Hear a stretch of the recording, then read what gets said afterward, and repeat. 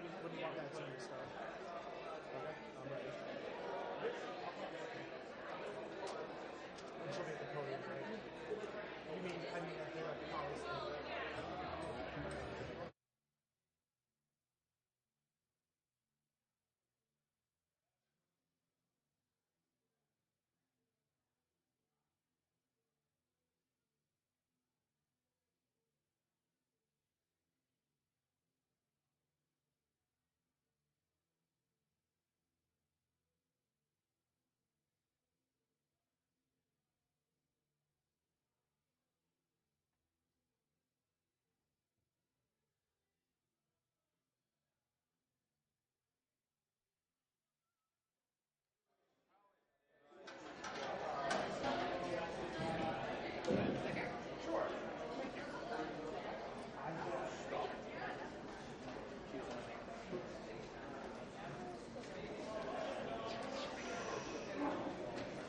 All right. Welcome, GM candidates and audience members, both present and online, to the final GM debate. The primary debate took place this past Sunday, and candidates discussed their platforms and ideas for close to 2 hours. The final debate will be much shorter, and I would really like to focus on asking each candidate individually questions. So the student body may make a more informed decision on Thursday when it comes time to vote. There may be some repetitive questions, but not everyone attended the debate on Sunday. Rebuttals or responses will be allowed, but try to keep them short and constructive in nature. If you'd like to begin, we will have 2 minutes each for an opening statement, starting with Gavin, then moving to Kyle.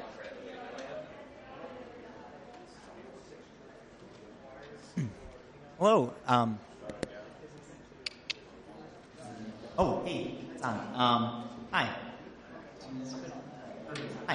Hi, everyone. Thanks for attending the final debates. I hope you had a chance to attend the primary debates, and I applaud you if you're able to stay awake for the entire time, because after the first hour, we were kind of repeating ourselves a little bit, and it was hard to discern our platforms from each other. But anyway, hi, my name is Gavin Risky. I'm a member of the class of 2016. I'm running for Grand Marshal. I stand on 3 things: pride, reach, and commitment. So pride, keeping the traditions, what makes RPI different from other universities, its history, relevant to the students of today. So reviving some of the traditions, the annual events, getting different crowds of people to participate in them, like Hockey Line, getting different groups to participate, making sure that the rules are known beforehand, and then maybe having a new spin on it. Maybe having those groups raffled off so that when that President's Box Office Suite is not being used during the game, that group can go up into it if they're raffled for it. The reach, making sure that students understand the different resources that are available for them here at RPI, and that they can use them whenever they're available. And that the senators, their class council reps, and the GM and PU are always connecting with them, because it seems like it's only during campaign season that you know who these people are. And after that, they might drift away to the 3rd floor of the union. So actively throughout the entire year, making sure that they're reaching out to you. And then the commitment. Whenever I put myself in any position, I put my full into it, and I expect the same from others. Because I want to work with your strengths, your weaknesses, your passions, and how we can work with each other. And I'm sorry if I went over my 2-minute mark. Okay. And I also want to work on this right now, this debate. This room should be filled with people, because you should understand that your voice does matter to us. That's why Kyle and I are running, because we know we can make a difference, and we're doing this for you. And for next year, I want to see this room filled with people, because these are the candidates that you're voting for change in RPI. Thank you. My name is Gavin Risky, and I'm running for Grand Marshal.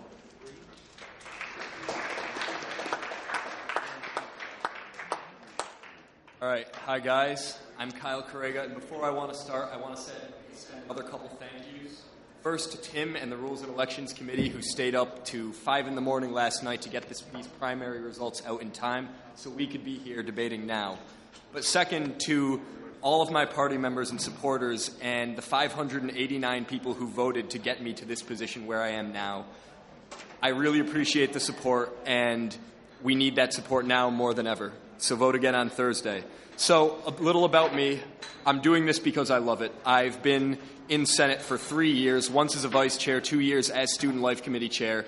And through this experience, I've really gained 2 things.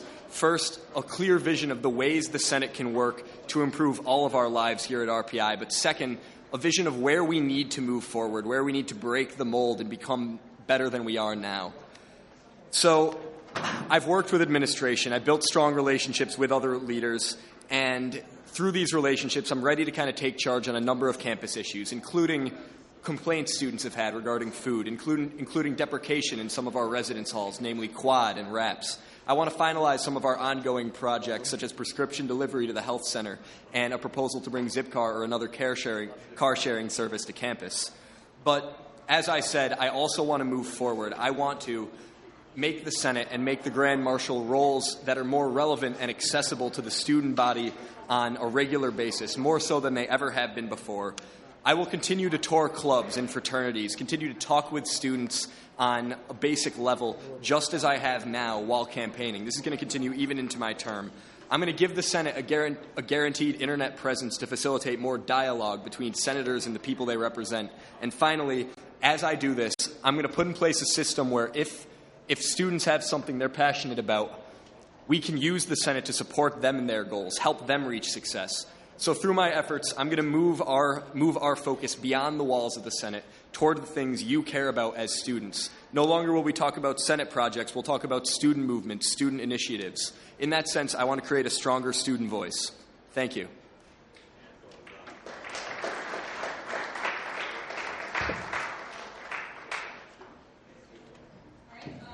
Ready? We will move on to our discussion. You both mentioned the importance of the Senate's connection to the student body. What is a specific way you plan on enhancing that connection? Gavin?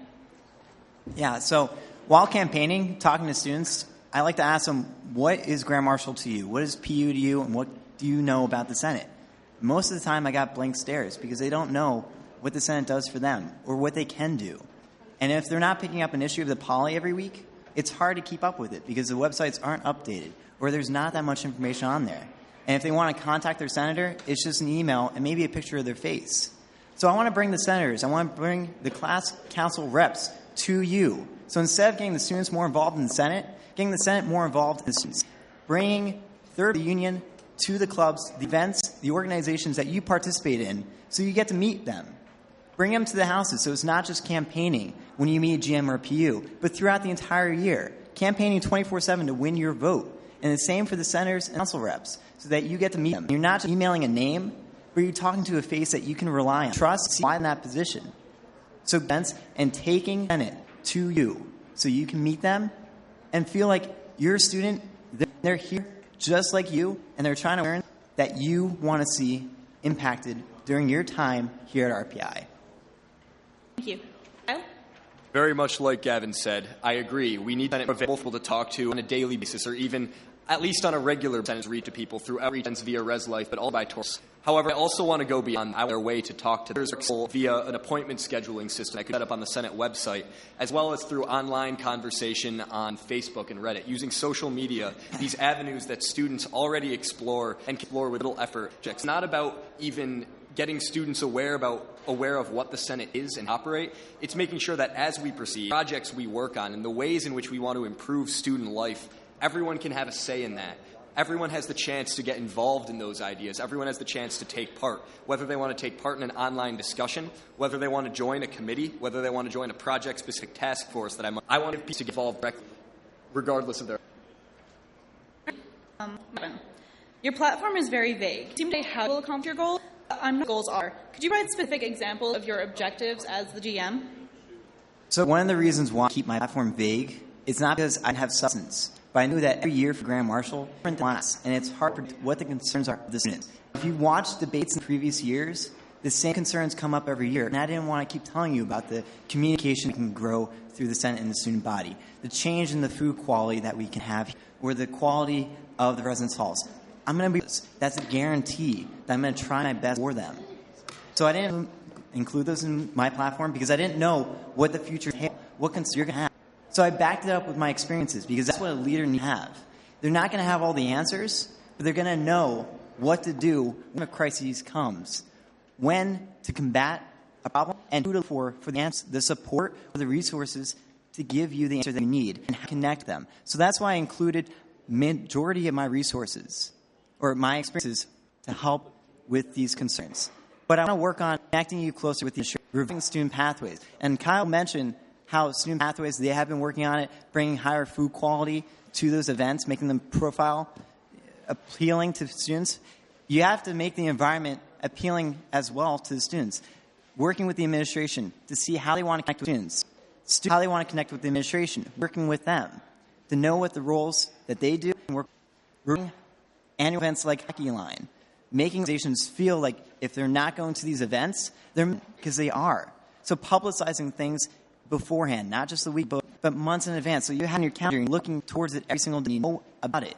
You're informed. Most students in the elections, primary elections, why they didn't get their mug Monday, and they thought voting's tomorrow instead of Thursday. So keep them connected to this. That's what I want to do. Working with the administration, I've done it in the past as a student orientation advisor. I was trained by them, and I want to work with them. Continue, okay, on the path now, as Marshall, you're put into the platform, you're on level with them, and I want to bring the student concern, your voice to them, work with them, and the thing that you want to see done.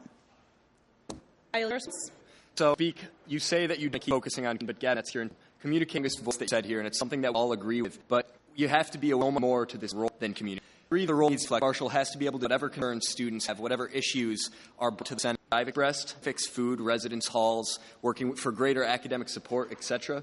These are long-standing student concerns. These are things that have been around for a while, and that's exactly why we need someone in this role now to move on them. I've done the research, I have done the preparation, and with my experience, with my knowledge and understanding of how to move forward, I'm ready to start tackling this. As for the past, yes, we need to create a more accurate environment for the administration and students alike to other. But that's the exact work that this semester. This administration speak with them, and so exactly as they have a better idea of what they need to do to reach students, and students can approach them more easily without any real hesitation. So everything that you do pathways, we're already doing. And work this project directly, having worked with other students on this project directly, the dedicated team on this project. I'm ready to continue that work, and so to work on better connection. We do need to be flexible. It's important those goals. It's important to go into a role of this magnitude. It's important to know what you want to work on it and be ready to work with this to pursue those goals. All right, Gavin, I saw that you had a response. Yeah. We're going to you can provide it, and then we'll. Yeah, I thought I know about timeability with these responses. And I covered. Man, you just talked so much. I didn't know what to cover because keeping students informed, keeping them, they know how to give their. Everything talked about, students know that you're actually working on them. Unless they're on the third floor and they're actually there in the poly 1 week, they don't know how voice can be used in sense. That's what I want to bring to the table. Bring outside perspective, what entails. So yes, you've been working with your committees. They've been supporting you. But I've been doing the same in my organizations as well, and I feel prepared to do this as Grand Marshal and continue on what you've been doing, but knowing that the students can have an impact on them as well. All right. Kai, there are many. These issues are things that matter. These issues are things that are important to the student body, important to the people who we're here to represent. And because of that, I want to lay the groundwork. I want to begin the conversation. If it finishes in my term, great. But if it doesn't, that's okay too, because it needs to move forward, and I'm prepared to take those first steps.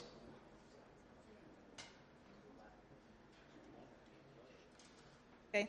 Both of you mentioned Greek life in your platforms. Gavin, you mentioned your position as Pi Kappa Alpha president this semester. Do you feel your strong connection to a specific fraternity will be constructive or destructive as a GM? So you can't forget what made you today. So I will always be a Pi. But part of where they can move forward and that even though I'm not a senator, I had a problem with when they're working on a student scale larger than ours and smaller. The projects that they ran into dead ends or that worked fantastically with their schools. So that's what I'm going to do researching. Finding the schools that are very similar to RPI and completely different so that we can bring the ideas, make it innovative, and do our own here at our school to affect the students that want to see change. Kyle, your response? I don't want to criticize anything you've said because I think that's a very good goal and I think that's a very good way to proceed. I just want to add one piece to that, which is that there's been an ongoing effort in the Senate, picked up and dropped across the years, to get RPI student government involved with a local or regional student government conference. And this is something that I think needs to happen. I think it's a great way to gain outside perspective in an organized manner. And if we can become a regular member of those conferences, we can also show off our pride. We can show off RPI, show off the things that make us unique as well. So I think that's another step that we need to take too. Gavin?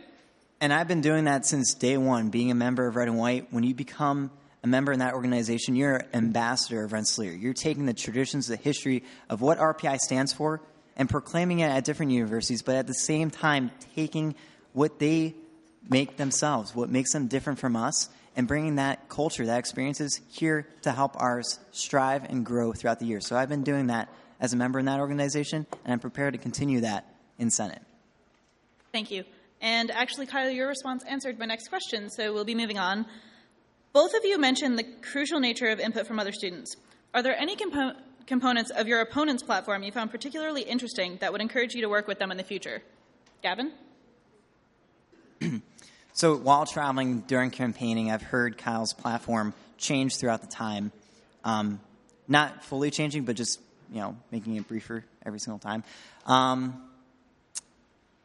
don't know. He's a great guy. He's highly motivated, passionate about what he wants to do, working with his committees, continuing on the proposals. They're great, and I want to continue with that. So there's nothing too specific, but the things that he has accomplished, I want to learn how he got to that point and continuing on the proposals that he has. Fantastic. Kyle? Yeah, I've also heard Gavin's platform change as we've gone around together, becoming slowly more and more specific and more honed. And I like that. I like the voice that you can bring to a leadership position. And I see you have a lot of potential if you can introducing Gavin to the Senate slowly, in giving him a leadership role where he can begin working with some of these ideas and begin experimenting with ways that they can be made relevant to Senate. I'd be more than open to see that happen in a number of the Senate's leadership roles. Gavin, your response? I thank Kyle for that compliment. But when I don't crawl, I take leaps. I jump to strive because I challenge myself and I do the same for others. That's one of the main reasons why I came to RPI.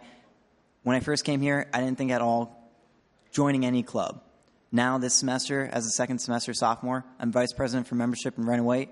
I'm president of my fraternity, leading a 100-man chapter. So I don't crawl. I don't start slow. I take leaps because I love hitting that learning curve because I know I can do it well, and I want to do it again as Grand Marshal for you, for the student body, for your voice. Kyle, your response? I love the passion that you have, Gavin, and I love that you like taking those leaps, taking on the big challenges. And I think that's something that we share, but the difference between us going for the Grand Marshal role is that I've known that this is a role that demands such respect and a role that demands such, and I'm not saying you don't respect it, it's a role that demands such preparation that I've been able to take those baby steps. I've been able to move myself towards it in such a way that there is no learning curve for me. Of course, there are things that I'm going to have to get used to, but I'm at the level through my leadership, through having been a part of the Senate and having been so close to the Grand Marshal as it is now, that I'm ready to take that step without any difficulty. All right, Gavin, a brief response? Where's the fun in not doing that learning curve? You're just crawling up the ladder. Take some leaps. Challenge yourself, and do the same for others. I respect this role, and I took the outsider's perspective on it. I went around it, not through Senate, because I wanted to learn from the students. I've been preparing for this role since day one. At Convocation, when I heard the GM speak to the students, I didn't know who that was, but I want to impact students on the same level that person did, and I want to continue that today. So I'm glad the route that I took, and I feel very confident and prepared for this position because I know the students, I know the diversity at this school, and I want to proclaim that in Senate to bring different students together and create a community that's stronger at RPI. Thank you.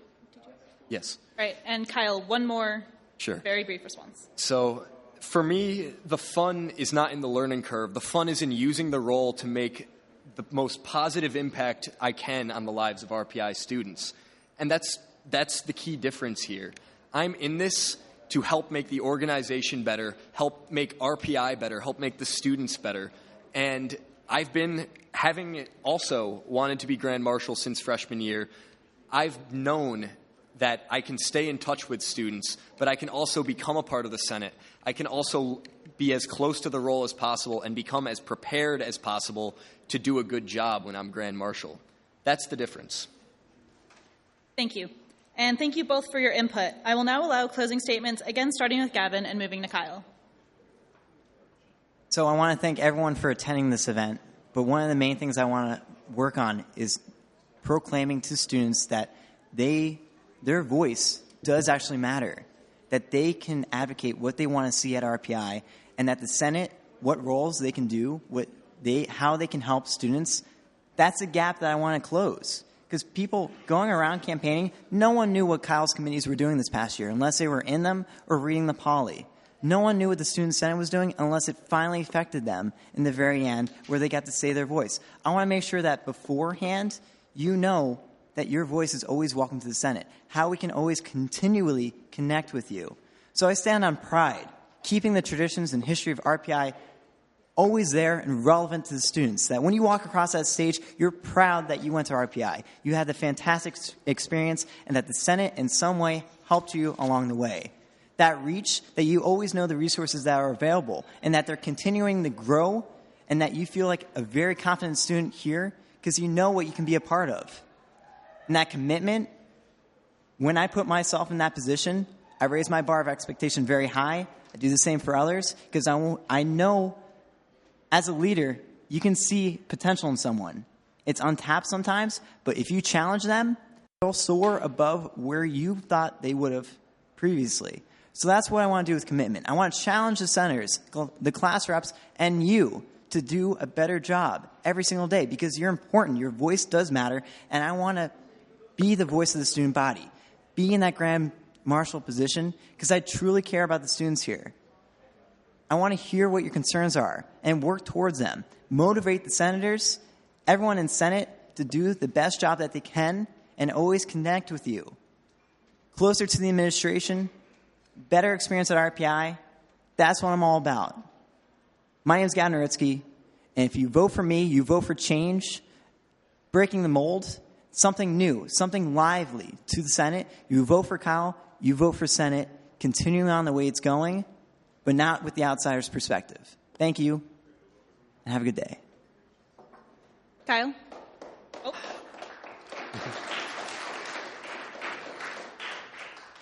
I also want to thank everyone for coming out tonight, and I want to thank Gavin for a great race and a great debate.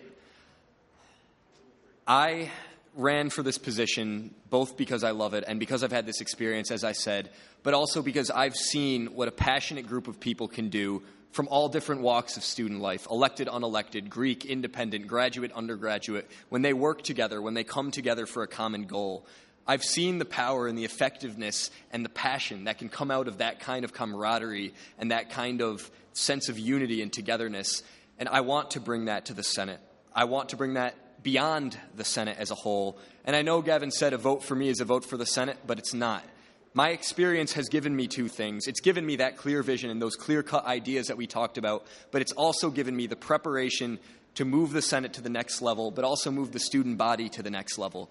On all of my posters, you see the phrase, a stronger student voice, and that's what it's all about. It's not about me being a strong voice for the students. It's about me using the Senate, using my connections, using my experience to make us better, to give students a stronger voice in the future of RPI on all levels. A vote for me is a vote for change, and a vote for me is a vote for someone who's ready to make that change, ready to move forward, and prepared in every way to work with you, work with everyone else, and begin improving our lives. Thank you.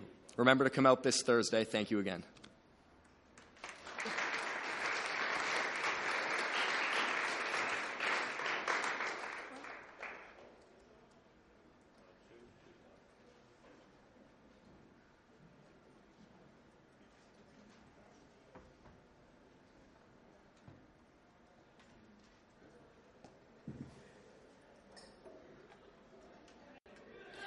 Thank both of you, and thank you, the audience.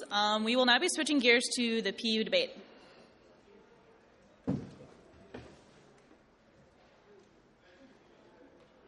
While we wait for that, there's going to be a 2 to 3 minute intermission, so there are donuts in the back if you want. And if at any time you have a question, you can go over to the corner table over there and write it down, and we will present it if there is time. Thank you.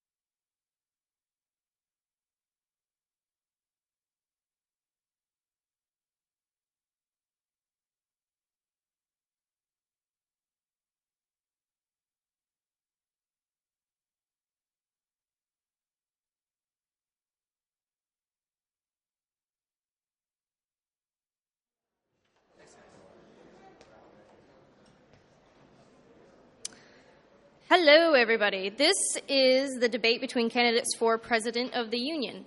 The debate structure, as with the GM debate, is going to be similar. We're going to be doing questions first after opening statements. Each candidate will be given 2 minutes to respond, where they can either answer the question or rebuttal their opponent. Also, we're going to be asking for questions from the audience if you have any. Tea Leaf over here is going to be taking your response down on paper, and you can give it to him in the back of the room if you would like. Okay, so Aaron, would you like to start your opening statement? Hi guys, my name is Erin Amarillo, and I'm running for President of the Union. A little bit about myself. I'm from Griswold, Connecticut. I'm a mechanical nuclear engineer. I'm part of the varsity lacrosse team here, red and white. I participate in the Women's Mentor Program and in the hosting for the STAR programs. I'm running on 3 pillars. My first pillar is communication. My second, collaboration. My third is commitment. Communication is something that every year the PU and GM talk about. Every year they say we need to improve it, and they have a couple ideas how, but it never really seems to come through. And a lot of students here still don't understand what the e-board does, what the GM does, and how they can get involved. The 3 ways I want to accomplish communication are 1, through a unified calendar for union events. And this will have meeting times. It will link to contact information for who you need to contact. It will have club activities. Now, these are things we already have the information for. We know when the meetings are. We know when the activities are because clubs fill out forms for this. We just need to put it in one centralized location so that after the activities fair, if you decide that you want to be part of a club or organization and you're not on the email list, you still know how to get involved. A lot of students kind of give up after this because they don't know where to go, who to contact, and how they can get involved in all sorts of activities from ski club to the juggling club. The second thing I want to do is have open office hours in my office. This will be at least once a week. I can figure out the times once elected so that most students can come. But this is so that I can become a friendly face. I want to get to know the students as they are, and I want to hear your problems and your issues. I want to communicate with you directly. And this will help bridge the gap between the students, who a lot of you have not met the Grand Marshal or PU, and it will let you know who they are. It will make me more approachable, and that way maybe you can come to me with your questions and get more involved. And my third is that I want to have meeting minutes, club budget policies, and proposals to be online. That way, blanket budgetary policies that we want to put into effect can be commented on by students beforehand. That way there's no miscommunication about what we're planning on doing. You know why we're doing it, and you know how we're doing the things we're doing. Second is collaboration. The union is supposed to be for everyone. And so I believe that all sorts of clubs and activities and different parts of campus should be able to come to the union and work together to get events done. I want to bring Greek life and maybe match them with Habitat for Humanity, have a big weekend where they can use the extra volunteers and really get projects done. I want to take athletics and bring them down to the union so you guys know who you're cheering for when you go to the games. I want to take student life and the health center and bring them here to give you guys the information. This is a central location on campus, and I think it should be the center of a lot of student activities. The third is commitment. This is a bit about me and a little bit about you. I am fully committed to this job. I know I'm a busy person, but I know I can handle it. I spent 2 months thinking about whether or not I should run because I want to give this job my all. And I decided in the end that I have the time. I can step back on things such as Red and White, Women's Mentor Program, and hosting with the STAR program and focus on my 3 things. I'm a student, I'm an athlete, and I can be president of the union. The second is for you. If you elect me, that says you want to work with me. So if I send out a 2-question survey asking about these chairs, and the whole time you're sitting saying how uncomfortable they are because as soon as you sit back, you can't get any work done, I just want to hear that. I just want you to tell me, you know what, I would like this. This should be a priority. And that's all I'm asking. I'm not going to bombard you with tons of surveys. My basic idea is to make a Facebook group so that if you are interested in responding, you'll get the survey. If not, I won't bother you. So my name is Erin Amrell. I'm running on 3 pillars: communication, collaboration, and commitment. And I would love if you'd vote for me on Thursday. Thank you.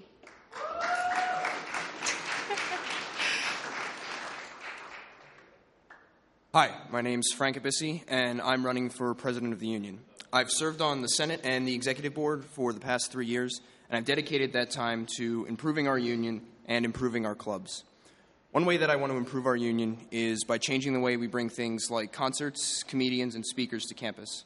Right now we have a process that's primarily run by our student union staff, who are already overburdened with their day-to-day activities managing the business operations of the union. I think we could have much more successful and frequent events with a lot more student interest in them if students are the ones running the process to bring those events to campus. I'd also like to see more events on campus that are created for students by students. I want to create an easy avenue by which any student who has a good idea for an event can propose and possibly receive funding for that event, even if that student isn't a member of a union-funded organization. The purpose of our union is to provide the best quality services and entertainment for all of our students, and the best way to do that is through programming that's initiated by students and driven by students. I'd also like to help our clubs by giving them more opportunities to promote their projects, ideas, events, and programs. I want to create a website similar to Kickstarter where clubs can post their projects, but rather than trying to obtain funding for their projects, they would use this as a tool to recruit. Right now, our Fall Activities Fair is really the only time where we get to see all the great things that our clubs do all year. I want this website to be a one-stop shop for any student who wants to get involved in a club, activity, or project to be able to browse it, see what's going on, see what they can get involved in. Maybe they have a technical skill that they can apply to some club's project. Maybe they just are interested in getting involved in a multicultural event. I want this to be a place where students can go, where students know this is a central location for all things with clubs. So, my name's Frank. I'm running for president of the union. Thank you. Thank you. Okay, we're now going to proceed to questions. I'm going to give each of you 2 minutes to talk after calling your name, and then your opponent will have their 2 minutes. You may either respond to your opponent or answer the question as you see fit. We'll start with our first question to Frank. What part of your platform most sets you apart from your opponent? Specifically on my platform, I think it's the substance and depth of both of my main ideas, one of which is improvements to bringing our entertainment and large event things to campus, as well as my ideas regarding the club project website. So, in particular, as compared with my opponent mentioned an idea regarding the events calendar for union clubs. This is a good idea, but it's something that's already being worked on. It's something that is being worked on right now and has been around for a while. It's something that I think fits very well with my platform ideas on getting clubs and students more involved, and I think it's something that would integrate well into my platform. And it's something that I'd like to take to completion as president of the union. Thank you. Aaron? Okay, so I know that this is being worked on. I know this because I'm on the committee that is working on it, the MAPS committee, Marketing, Advertisement, and Promotions. The problem is this committee has approximately 4 members, 2 of which were originally have to be there because we're executive board members and you have to choose a committee to be on. My only problem with my opponent's proposals is that he wants to start new things, start new committees, create a whole new website, when we can't even get clubs right now to update their websites as they stand. Almost every single one is out of date. We have trouble getting them to update the club management system just with email addresses. So my platform is attainable. It's ambitious in a sense because I'm trying to start with the root cause of the problem, which is involvement. I want to get more students involved and make it easier to be involved. Yes, this project is already being worked on, but it's being worked on by 3 or 4 people. I need to make it a priority because in order for us to get more students involved, they have to know how. Once they are involved, once they have a stake in something, they'll get more involved, and then we can branch on to new and better ideas. But I don't think starting from the ground, making a new website, and for a Kickstart example, it would be almost impossible. We don't have anything to start with. The calendar isn't even complete. How can we start 2 brand new projects without any manpower? So my platform is different because it is attainable. Some people see it as ambitious because I'm targeting the involvement, which a lot of people have targeted before. But I just want to make it easier, and it's simple steps to get there. So I'm going to start small, but it'll have a large effect. Thank you. All right, next question. Aaron will get to start first. Sure. Go ahead. Just regarding improvement through ideas that already exist, I think that the way that we improve things, the way that we move forward is through new ideas. We can keep talking about things that have been going on for years, and we can make marginal improvements in them. But the way that we move forward, the way that we make meaningful and noticeable change in improvements for our clubs and students is through new ideas. I believe that my ideas are very attainable. They're ambitious for sure, but there's something that I have already been engaged in working on some of these ideas and talking with people about how we would go about doing them. So they're not things that I'm just saying, oh, these are things we can do.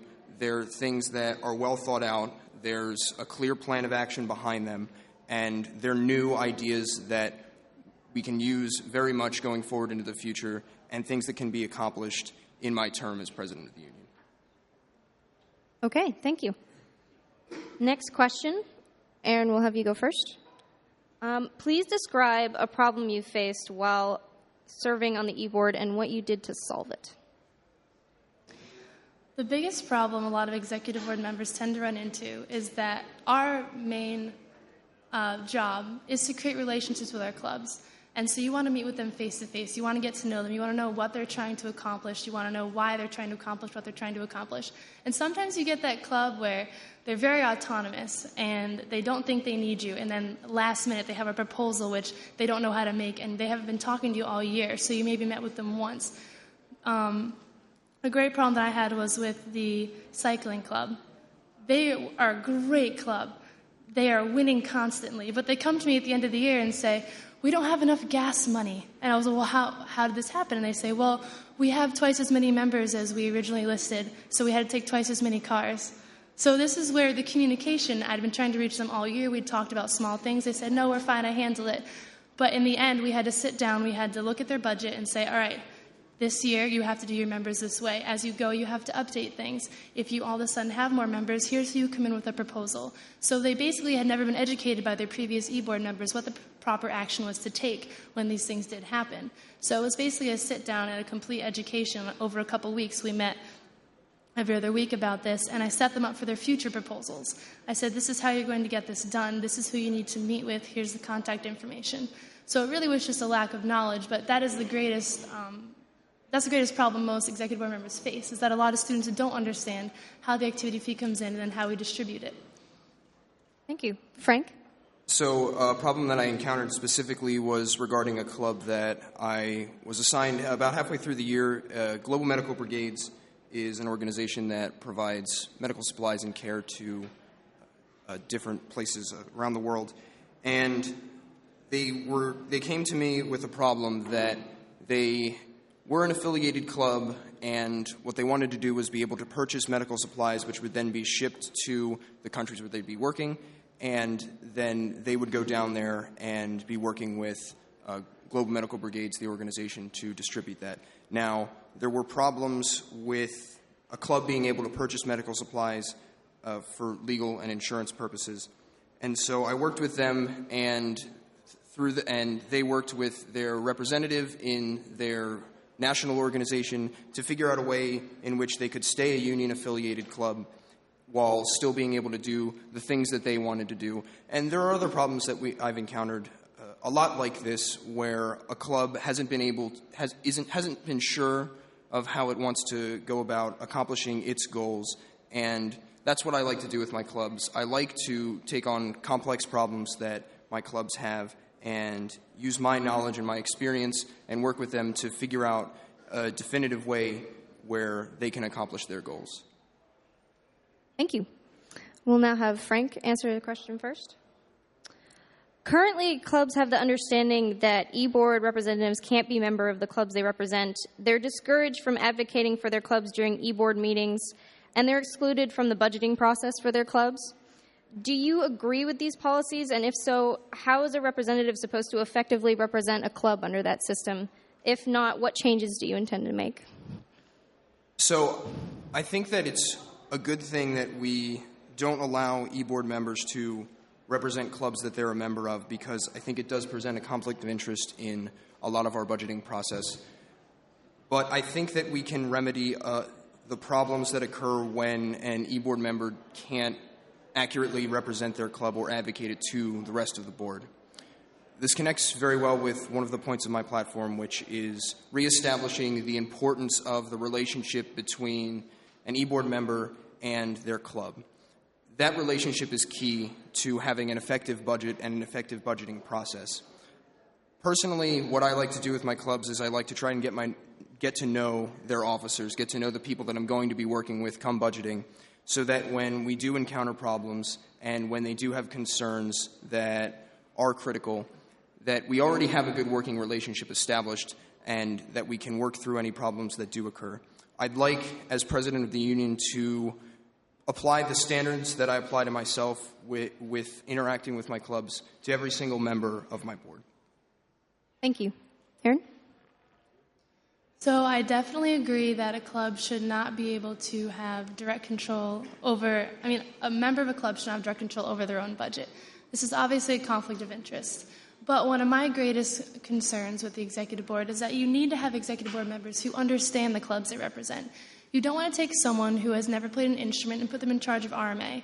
So while I may not put someone from that club in charge of that club, I will make sure to put someone who is familiar with it. I have represented a lot of club sports in my time because I'm familiar with athletics, and that way we communicate very openly. I understand what they're talking about, and this is a very important part for President of the Union to look at when selecting their e-board members. You want to have an e-board as diverse as the clubs you represent. And so in that way, they would not lose anything from not being able to speak directly about their own clubs during the official budgeting process. However, in meetings, I don't think it's a bad thing if you have an extra advocate for a club. Not only should their representative be able to represent them, but if there is a member of that club in the executive board and they understand the problem, they can also voice their opinion. Because once the whole executive board understands what's going on, then we can make a responsible decision upon the matter. Thank you. The next question. What is the one large-scale change you intend to make on campus, and how will you achieve it? What my platform boils down to is I want to increase involvement. I want to increase the amount of students that show up to events like this. That is a lofty goal, and I understand that, and I believe the easiest way to go about that in small steps is to make involvement easier. Students don't understand how to get involved because we don't make it that easy for them to do it. If you miss the activities fair, I don't know how many of you have ever tried to get involved with a club, but either you go there, you put your email on every single list, and you then get an email every week for the rest of your life because you can't get off the list. I want to make it easier to get involved with a club. Maybe you just heard of it last week. Maybe it's a new club this semester. And then if you look at the calendar and you say, hey, there's a meeting tonight at 9 o'clock, you can just stop by. You can meet the people in the club, and then you can decide if you want to get involved. And once more students get involved, there's more students that care about these processes. A lot of students don't even know how their clubs are funded, so they think it's not important to vote. This school struggles to get a 50% of the population to vote, and we're giving out free mugs. So I would like to see that students come and vote because they care, because they're educated, and because they know that this is important to them. The union can do a lot for the students here, and I just need them to see that. Thank you. Frank?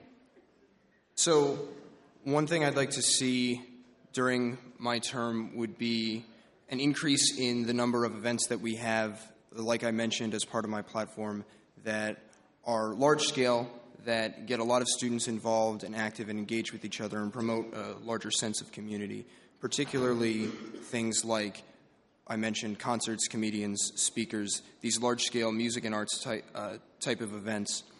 Specifically, the way I propose to do that is by creating a programming committee that would be given charge of the already existing budgets for these things and use it more effectively. Now, I know what people are thinking. Why do we need another student government committee? We already have dozens of them. I don't want this committee to be made up of e-boarders or senators. I want this to be made up of people who are interested in music, arts, entertainment, and all the things that really make those events very interesting and very exciting to students. I've heard a lot of people as I've gone through this campaign and talked to different people and talked about these ideas. People are interested in this. This is something people want to get involved in, something that a lot of people have told me they'd like to see more of on campus. And it's also been mentioned to me, well, why aren't we just using the things that we have right now? Don't we already have organizations that exist for this? We do, and we have students who are passionate about that. I want to include those students in this new process, and I want to see greater student involvement in the process. I think that through that, we will achieve more frequent, more interesting, and overall more successful events along those lines. Thank you. All set. He answered my question. Okay. Next question. What is your opinion on the first ratification to the union constitution that suggests that the e-board should only provide hiring recommendations to the director of the union rather than hiring him directly? Aaron.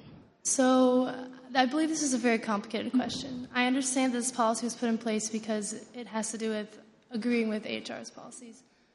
But we're a student-run organization, and I think that giving them that step could open up the doors for further changes in the future. I believe that it's not just a recommendation. We should have a final say. We have student committees who come together and talk about this sort of thing. This is our student union. It's our money, and we should decide what to do with it. So I believe that I will vote no to the first ratification. Thank you. Frank? So specifically regarding that change, I'd like to say that concept of a student-run union that I am. However, we do have certain realities regarding the legal situation of our union, that we are a department of the Institute. That's how it is. That's how it's always been. So when we made those changes, when those changes were made specifically, it was really just to bring the policies of the union in line with the policies of the Institute, which govern the hiring of staff anyway. However, I'd like to stress that this change would be something that keeps the hiring process under student control. Students are always going to have I think, the most important say in what staff we bring to the union. And I think that over the years, it's been very successful in bringing high-quality people who are also committed to the idea of a student-run union and who serve as resources for our clubs, our e-board representatives, and everyone who works so hard to make our union great. Thank you. We'll now have Frank start first. The next question is, what do you have planned to accomplish by the end of the semester if you win? End of spring semester? By the end of the spring semester, obviously I'd like to have the new board in place, but I would also like those board members to start getting involved in club activities. I'd like to see more of that really from individual e-board members. My opponent and I were lucky enough to be able to attend the Players' Work Party last Friday, and I really enjoyed really getting down, getting your hands dirty, getting involved in what clubs are actually doing and seeing what it's like to be part of a club and do the work that they do. I'd like that to be something that doesn't just happen during campaigning, and that's not just something that the president of the union would do. I want it to be something that all e-board members do. And I think that we have a lot of opportunities to do that before the end of the semester. There's a lot of great things that our clubs do as the year closes out. And so I'd really like to see the new e-board get involved and be really more engaged with clubs even before e-boarders receive their club rep assignments. Thank you. Aaron? I 100% agree with Frank. The biggest responsibility of the president of the union when first elected in this spring semester is to get their board, get them involved. I want to train my board before the end of the semester. And I love a policy that our current PU actually put in place, Gretchen, where we tour different club facilities. We went to go see the J Building, we went to go see RPI, we went to go see all these places that we vote on, we decide what they need to do. So I want to educate my board members right at the beginning. That way, by the time we come in the fall, we're already up and running. I also want them to have contacted their clubs already, because by the time we get to the fall, clubs already have lots of ideas and proposals they'd like to have. And if you already have a running understanding of what your club's about, it'll make this process much easier. So all I want is my board to be in place, be educated, and ready for the fall. And that would be my greatest responsibility. Thank you. Aaron, you get the chance to speak first this time. Next question is, what is your opinion on the third ratification to the Union Constitution that suggests changing the quorum for elections from GM and PU from 20% to 40%? From what I understand, now, my opponent here is the chair of the Constitution Committee, so my facts might not be as on his, and I don't have as many opinions on this. But from what I heard, it was already supposed to be changed to 40% last year, but the wrong Constitution was handed in and voted on. But I don't agree with it, because if you look at our student body right now and you look at the Constitution, right now it says that the GM and PU need to have 40% of the vote to win. That is the vote of students that show up. That does not state a percentage of how many students need to vote in order for the GM and PU to get elected. So it would actually be much harder to take the GM and PU off of their position than it would be to put them on. I would like to see a 40% of the vote that turns out, and I like the fact that there needs to be a 20% of the student population who does show up to vote, because if only 10% votes, I don't think it represents the student body as a whole. But I don't want to change it from 20 to 40% because we do not get that many voters while handing out a free mug. If we did not hand out anything, the only people that would show up would be people who were angry.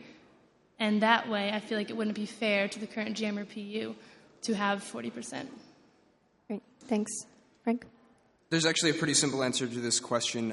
Right now, the current rule is 40%. Due to a clerical error in our flagship docs, an older version of the Constitution was uploaded that had 20% necessary to remove a GM or PU. That's actually not the case right now. The number still stands at 40%, and so in the proposed amendments, there's actually no change. It's important to note, however, that it was changed from prior years. Last year, when there were other amendments, before this year, the requirement was that 60% of the members of the union had to vote to remove a GM or PU, which really is an absurd number considering that just to elect, when we're giving out mugs, we haven't even broken 50% in the past few years.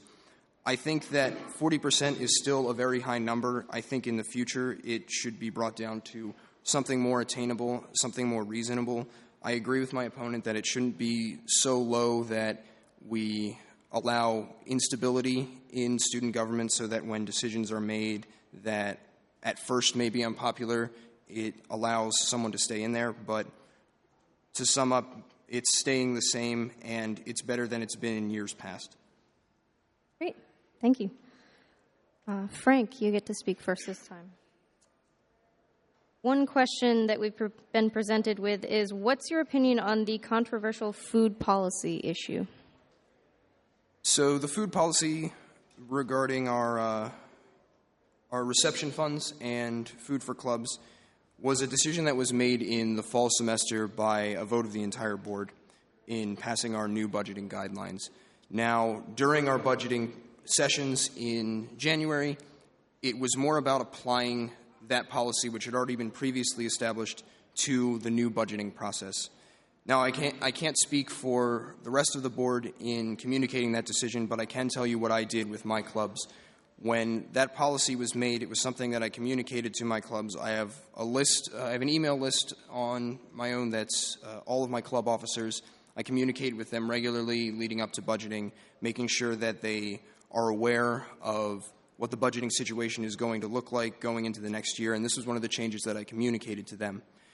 When they were informed of this, we sat down together, we worked together, and we said, well, how do we make sure that your club can accomplish its goals moving forward? How do we make sure that you can operate at your full capacity, given that this new policy is going to be put in place? And it worked for my clubs. They've been able to get all the things that they need in budgeting, or at least most of the things that they'd like, and they've been able to continue operating the way that they want to because this change was communicated effectively and because we have a good working relationship. Thank you.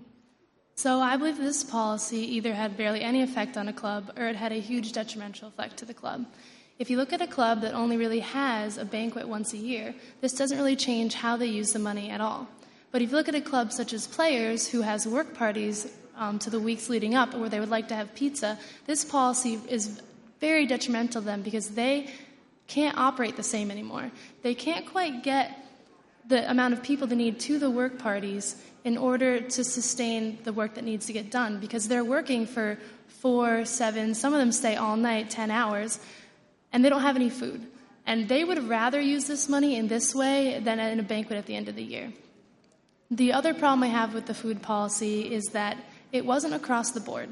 Some clubs got to keep their pizza money. Some clubs did not get to keep their pizza money. And so I think if you're going to make a policy, whether it is popular or not popular, it needs to be fair to everyone.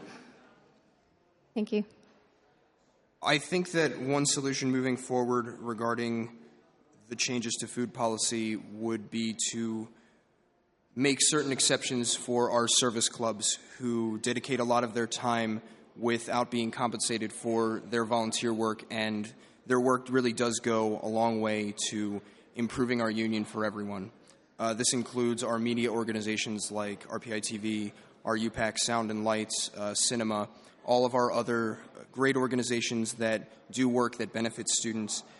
A solution that I've thought of, and obviously wouldn't be something that I'd be able to unilaterally implement, but it's something that I think would be a good thing for a future board to think about, would be possibly establishing something like the reception fund, but to show appreciation for our service clubs and allow them to continue doing the things that they do and at least have something there to replace or, be the same as what they had before with their money for food during their long working hours. So it's something I'd like to look at moving forward. Great, thanks. Aaron, I have a specific question for you. You talk about improvements that could be made to the union. What specific improvements would you like to see made, and how would you implement them? The greatest improvement that can be made to the union is to get more students knowledgeable about the processes that occur here. So I've been talking to students in my campaigning, and two things have occurred that have made me really upset and some that have made me really happy. One, I've had a lot of students approach me and say, wow, I never knew that's what the executive board does. Can you write down my email and send me an application when it comes time? Or can I get involved in a committee because I really want to help out and accomplish these goals? And then I've heard students say things like, I have an activity fee? Which to me is really upsetting because you already give us this money. We have the money, and we want to give it to you in a way that you want it. So the greatest thing the union can do is increase this knowledge of where the money comes from, how it's spent, and how you can get involved to get your activity fee back. The union is for everyone, and that's how it needs to be. Thank you. Frank, do you have any response to that? Yeah, as far as communicating those things about our union, it's something I've worked on as chair of the Union Annual Report Committee. And it's something that we're continuing to work on in developing new ways to get information that's in our UAR out to students and put it into a form that's more digestible, that's more enjoyable for students to read, or at least faster and at-a-glance methods of giving that information to students.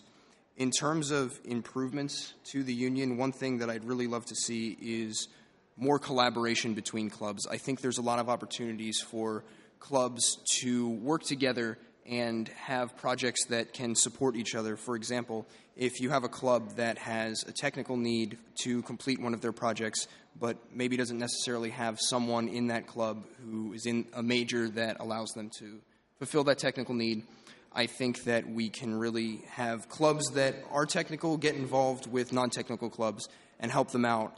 And I really think that more engagement between clubs will be a great thing for all of our activities. And I think it's an exciting prospect because I don't know what direction it would take.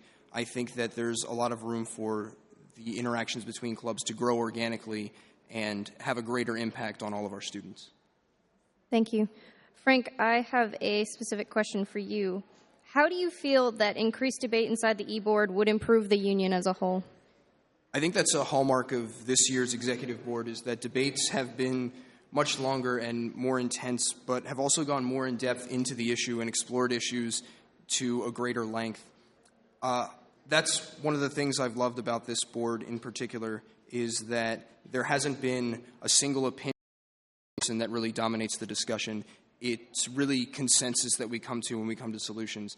And it's something that I would look for in picking members of the executive board, people who aren't afraid to voice their opinion, people who aren't afraid to engage with each other in vigorous discussion about the issues that they see. When we have debate, when we have good debate that's intelligent, that's knowledgeable, we get good solutions because we get compromise. And that's the best way to do all of our budgeting and to establish all of our policies. Thank you. Aaron, do you have a response? I agree with Frank on everything that he said. I believe that a board should not easily come to a decision. Most decisions need to be discussed. And in previous years, there have been boards where they just kind of come to a consensus based on one or two opinions. It is very important that you have a diverse board which will disagree on opinions, because that's how the student body is. The student body does not agree on everything, and therefore the board needs to represent those opinions. So this year the board has had some very heated discussions, which I believe always came up with an answer that solved everyone's problems. And so I'd like to continue that in future years if that sounds interesting to any of you guys. Great, thank you. Aaron, you're speaking next. One question I'd like to ask. This year, many clubs were disappointed due to a decrease in the funding of several clubs, specifically in their food budget. In addition, the time frame in which to submit an appeal was incredibly short. As the new PU, how do you propose to better understand the students' club issues before they become a problem? So this is in line with my communications part of my platform. I would like to communicate all large-scale budgetary changes at least a month in advance before they occur. If these changes are affecting the entire student body in every club that we have, I believe that it should be thought out well in advance of budgeting. And in that way, once students know what we're thinking of, they can come to us with their feedback. I believe every e-board member should personally communicate this with their clubs on top of it being out there for everyone to see. Because if we're making decisions, it's a room of 14 to 20 people, and we cannot make decisions that affect everyone on our own. We need to have everyone's opinions before we make large budgetary changes. What was the second part of the question? How you can intercept these problems before they occur. I think you probably answered that quite well. Thank you. Frank? So specifically on the issues with appeal time this year, I was very disappointed with the way appeals worked this year. I don't think a reasonable amount of time was given to clubs to appeal their budgets. Basically, club budgets were released on, I believe, Sunday, and then appeals were on Tuesday. Those days in between, one of them was a Sunday, one of them was a day off, and the other one was the first day of school. I don't think it's reasonable to expect club officers to be able to read and understand their budgets and come up with an appeal in that amount of time. In the future, I'd like to see hopefully a minimum of 5 business days for clubs to review their budgets and truly understand what changes have been made and what they've been allocated for the upcoming year. So that's one thing that I'd like to change specifically about appeals. But on foreseeing problems that are coming up, I think that's really solved, again, by improving that relationship between e-boarders and their club members. When that relationship is strong, those problems are communicated without a second thought. Those are already things that will be dealt with as the budgeting process goes on. Great. Frank, I have another question for you. What ideas do you have about improving the effective use of buildings on campus for student clubs and activities? So the union doesn't just manage this building. It's also parts of the Armory, the Mueller Center, the 87 gym, our playhouse.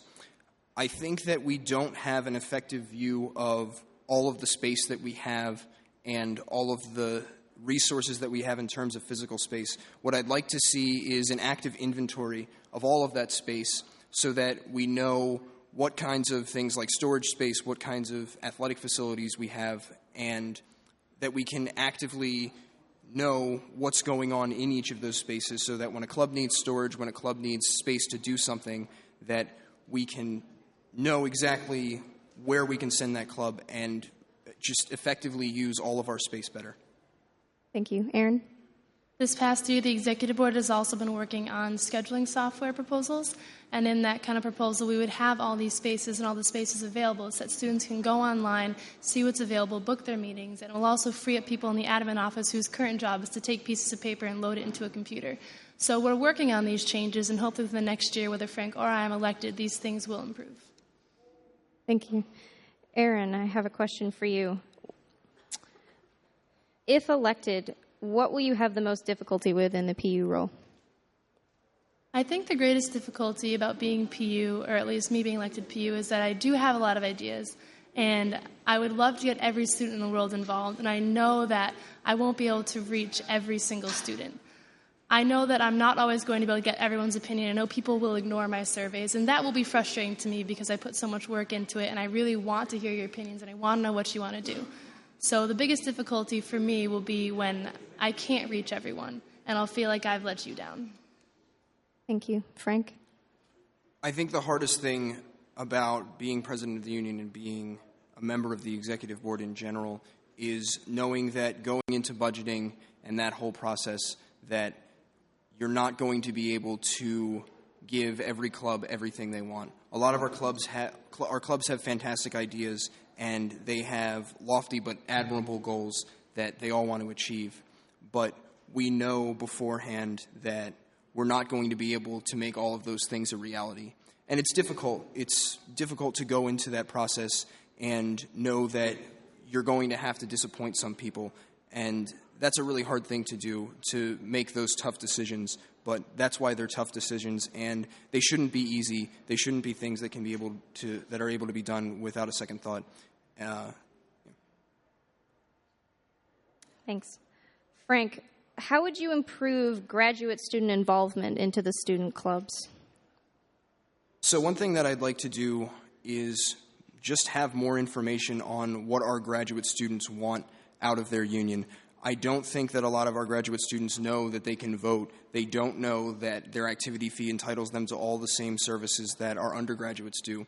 So what I'd like to do is find more effective ways to reach out to our graduate students. And one specific way I'd like to do that is by reaching out to our academic departments. Our graduate students identify more than anything else with the department that they're in because they don't have things like undergrads do, like residence halls or a club that they're a part of usually. So because they spend their day in their academic department, in their lab, and they work with their other colleagues in that department, I think that that would be the most effective way to find out the needs of grad students and to communicate anything that's going on in the union to grad students.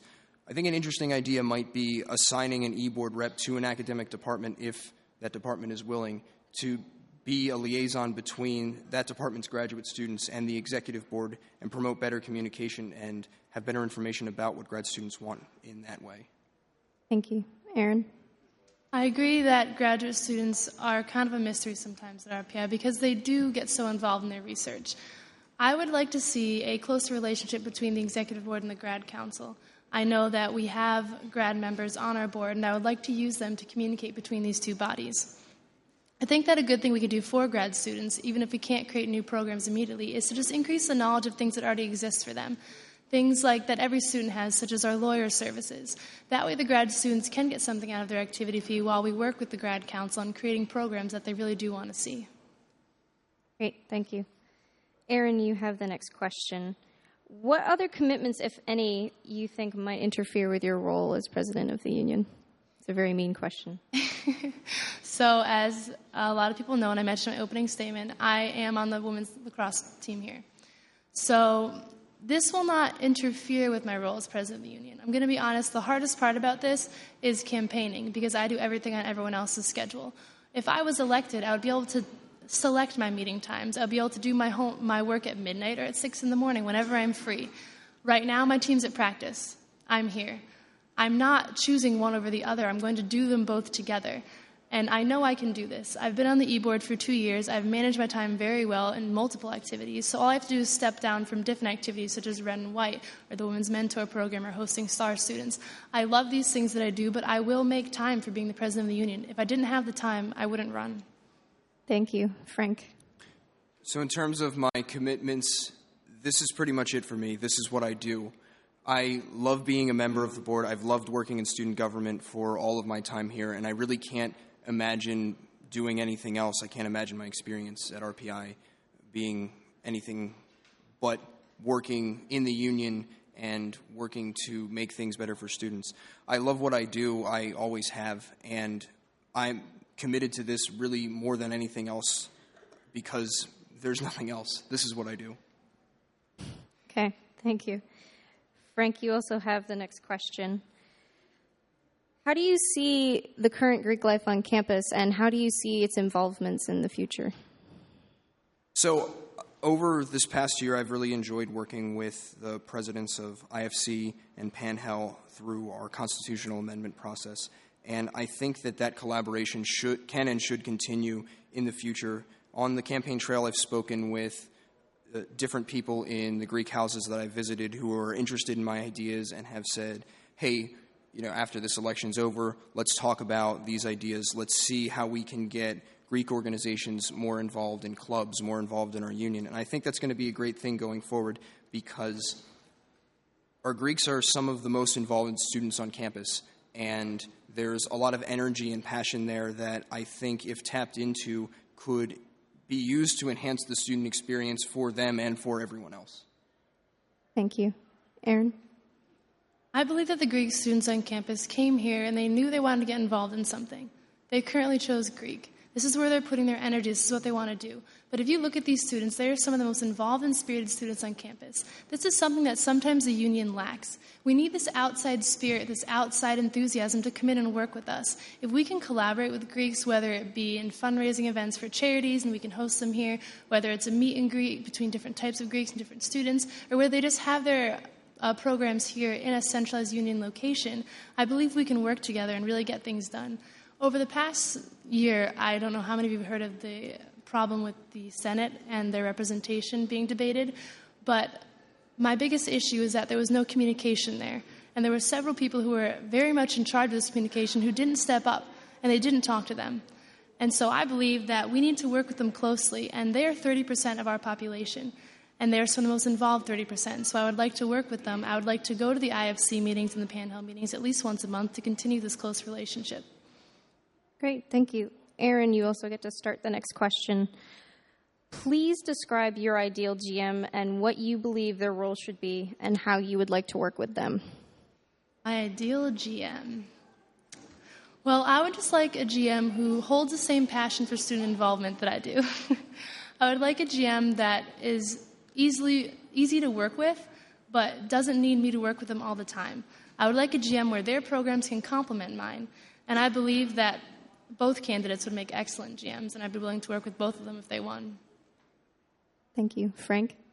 It's kind of an awkward question with two GMs in the room, but I think that the ideal GM is really someone who listens not only to the senators that they're leading, but to the students that they represent. The GM role is twofold. It's president of the student body and president of the Senate. President of the Senate is a very administrative role. It's something that requires a lot of knowledge and I think a lot of political acumen to properly complete that role. But the other component, being president of the student body, is also very important. And I think that it's something that the executive board and the Senate need to working together more. And we've done that this year through the joint committee structure with our Student Government Communications Committee. And I think that's been a very good thing. In the future, I'd like to see that continue and expand. I'd like to see the Senate be sort of the pipeline from the students to the e-board, because the Senate does hear a lot of things about clubs and about their concerns that maybe the executive board might not hear. And I think that in the future, the Senate can be a resource for the executive board to be more effective in serving clubs and serving students. Thank you. Frank, what has been your greatest accomplishment at RPI to date? That's a very good question. As far as accomplishments, I think I would probably go with one of two projects, one of which was on the Senate and the other which was on the executive board.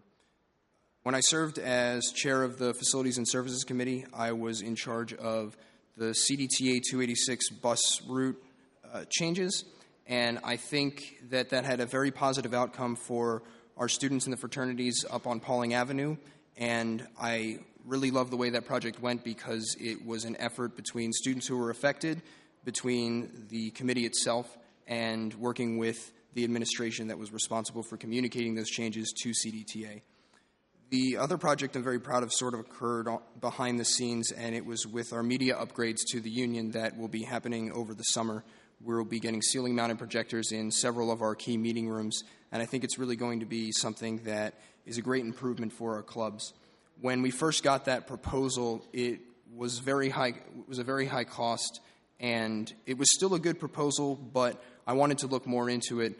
And I worked with the Business Operations Committee and with people from Institute Media Ops to see if we could make that proposal even better and get the same technical capabilities out of it that we would before, and we're able to get it at a significantly reduced cost.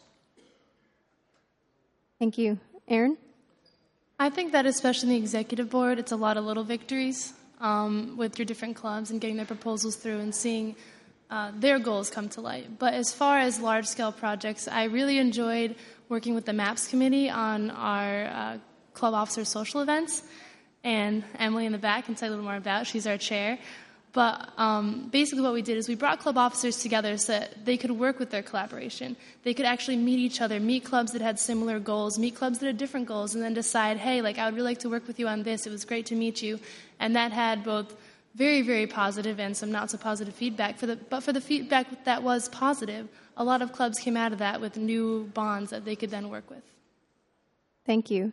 Aaron, next question is for you. How do you plan on making club creation easier? This is an interesting question because we recently created a new way to create clubs. Through our policies committee, it became more of a guided process. With the policies committee, you submit your proposal and you have to do your 3 meetings and you have meeting minutes from each one to prove that you have the body to do it. And I don't think a club should be a really easy thing to form. I think that if a club's to be formed, you should be passionate enough about it to go through this process. And this way, I find that we'll have less clubs that start off and then die in a couple years because the few students that were involved in it have graduated. I think that it should not be a super easy process, but at the same time, you should be guided through it. And that's the reason why we created our new club process through the Policies Committee. Thank you. Frank? So I was on the Policies Committee and worked on creating the new club process that my opponent described. The process has been, I think, successful with the first few clubs who have gone through it. The first club that went through the process was our club women's soccer team, and I was the person assigned to guiding the club through that process. And I think it produced excellent results. When they came before the board to present their club, they were well informed of what they needed to do. They had a lot of information. They were prepared because it was a driven and passionate group of students that wanted to form this club and knew it was something that they could accomplish. I think I disagree with my opponent in that it shouldn't be easy. I think the process should be easy. I don't think that the process should be trivial. The process we have now, and that I think can continue to be improved, is one where it is very easy if you're committed to the process. It's not that it's, oh, I just sign up for this and I get a club. You do have to work for it, but because we have students who are very passionate about creating their clubs, about starting new things, they have an easy time with it, and it's not something that's difficult or confusing like I think it may have been in the past. Okay, thank you. Frank, how do you see the PU position changing you as both an officer and a student at RPI?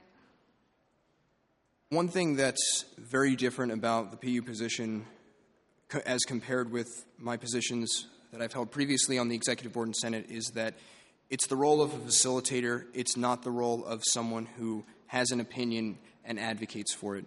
The job of the PU is to make sure that when the board makes decisions, they have all the information that they need so that they can make good decisions and effective decisions.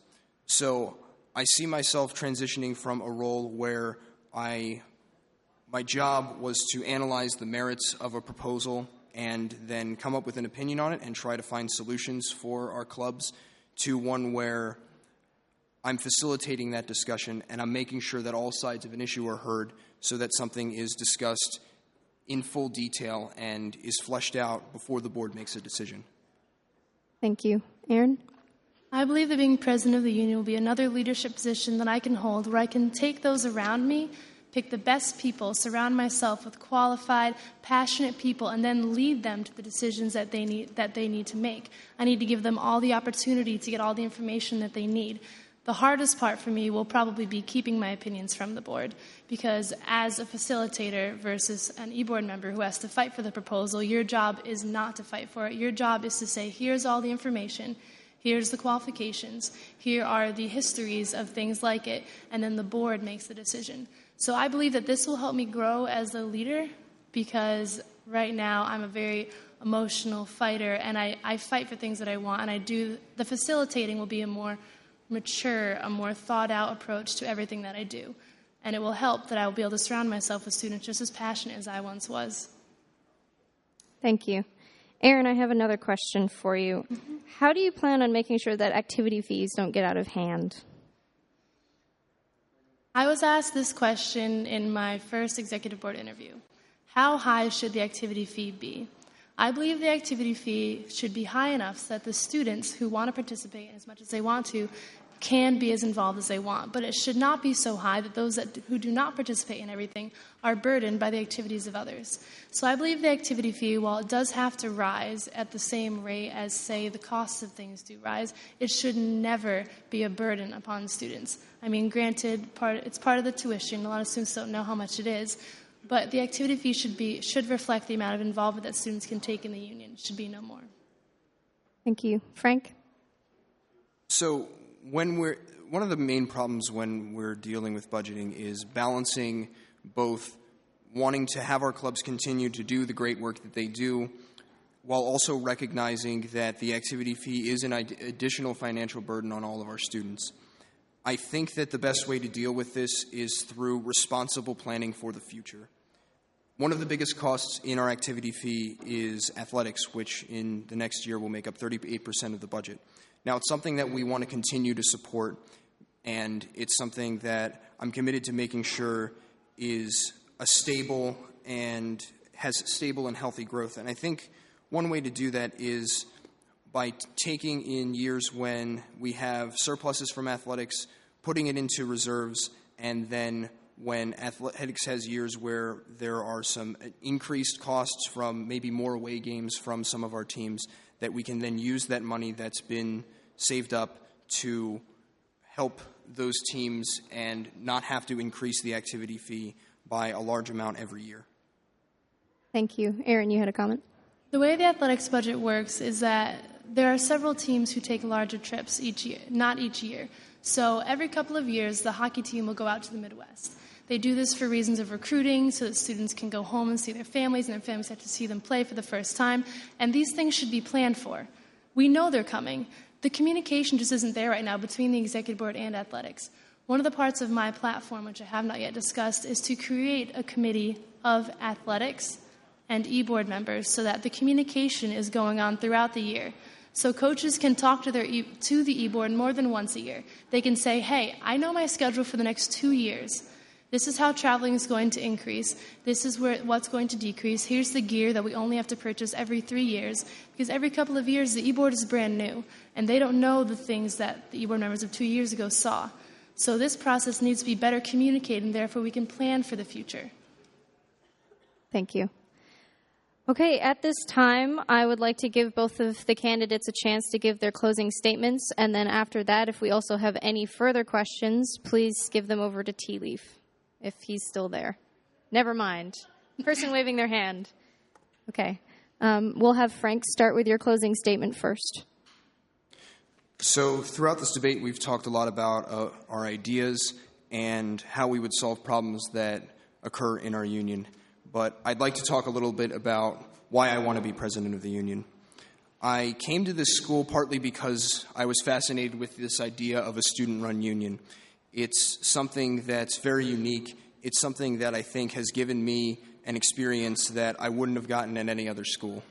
And I could talk about any number of our union programs that are great and fantastic and do great things all year, but I think the reason why I love the union is best summed up in the story of how one club got recognized by the union and by the executive board. I don't know how many have heard of our RPI Quidditch team. This past weekend, attended the 7th IQA World Cup. I believe had a few victories there. Why I love to talk about this club is when I was a freshman, they came into the board requesting to be a recognized club. They said, we have something here that's very unique.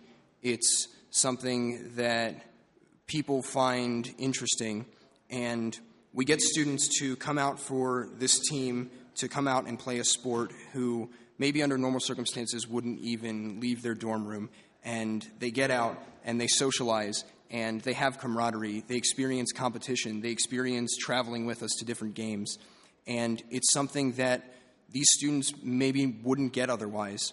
And I really love that justification, and I loved their proposal to us because I think it speaks to why we have a union. It's about expanding the experience and expanding the horizons of every student that we have and improving personally for every student in the ways that they want to. It's a club that I don't think would have necessarily gotten funding at another school where their peers weren't the ones helping them to reach their goals and to become a union-funded club. So I think that really sums up what's great about the union. It sums up why I love the union. It's why I want to be president of the union. I believe that with my experience, my passion, my dedication to this position, and with my new ideas, that I will make a great president of the union.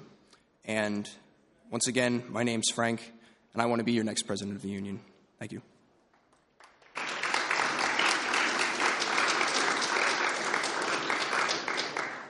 Thank you, Frank. Aaron? So my name is Aaron Amarello. I want to be your president of the union because I want to represent the entire student body. I know that right now there are a lot of students who are very passionate about the union, but it's such a small number, and you're in the minority. I want to get the average student to vote. I want to get the average student to come to these debates, and I want to get the average student to understand what we do and why we do it. We're a student-run, student-funded union, but I believe that not a lot of students are involved in it. And the more students we have, the stronger we'll be. My goals are ambitious but attainable, and I want to accomplish them with your help. I want to be your president of the union because I've been on the board for 2 years. I've seen what a positive student government can do, and I've seen things that we don't want to continue.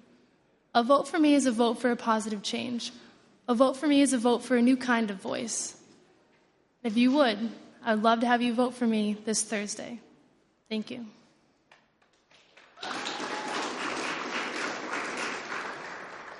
Thank you, Aaron. Do we have any further questions from anyone in the audience? Last chance to get them over. Okay. Yeah. There were a few of them that we skipped over because the candidates had already answered the questions in their speeches.